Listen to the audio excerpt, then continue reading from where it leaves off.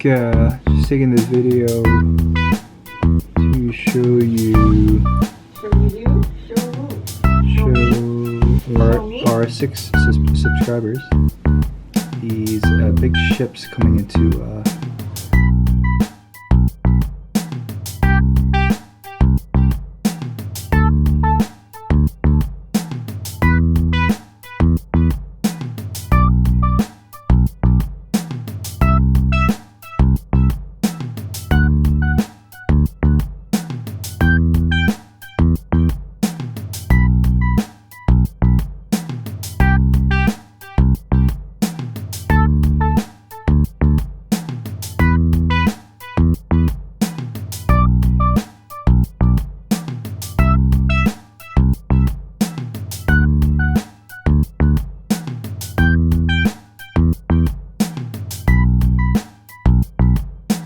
Hey guys, hope you're all doing well.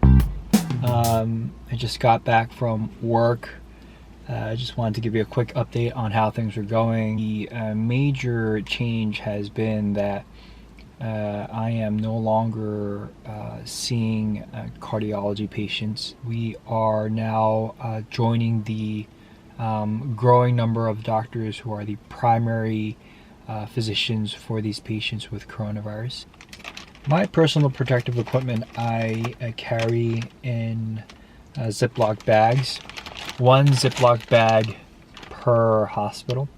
Fortunately, as opposed to some of the hospitals in New York City, I'm not at a point where that's my only option, as in if my PPE it gets too worn down or it gets really exposed in a bad way and I have to change it out, I can still get my hands on a new N95 mask. Every time I go in, I wear my N95, and over that I put a surgical mask, and then over all of that I put on this face shield.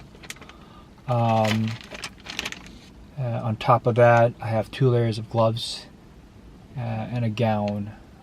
There's a donning process and a doffing process. At the end of taking all of it off, this shield gets bleached so that if there's, God forbid, any virus particles, those are killed. And this mask is also cleaned. I have with me another goodie bag for another hospital.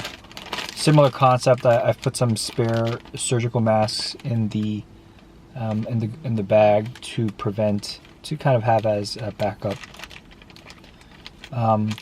This is a different kind of N95 mask that I use. Again, I use it as much as I can. I reuse it as much as I can. It's really to protect the mucosal linings of my face, the inside of my nose, the inside of my mouth, even the eyes, where virus particles can potentially enter into my body.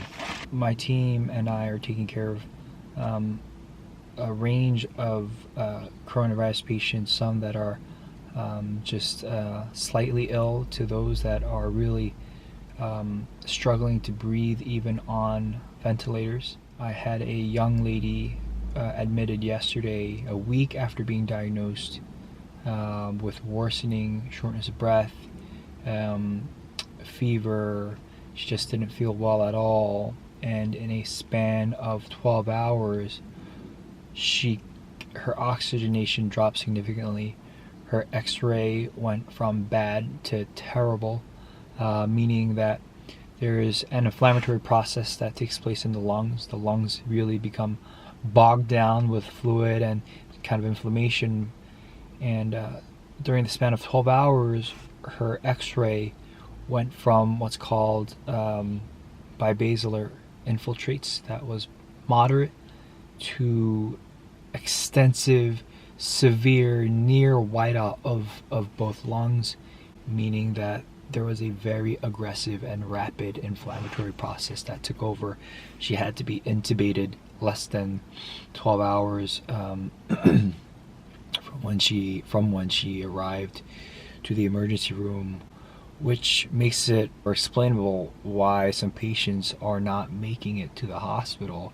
It's because when patients go from sick to really, really sick, oftentimes that process is so rapid. Each day,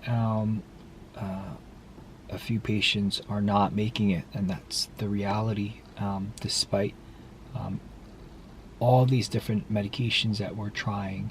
And that's the real scary part of this this whole process. And we need this to end now.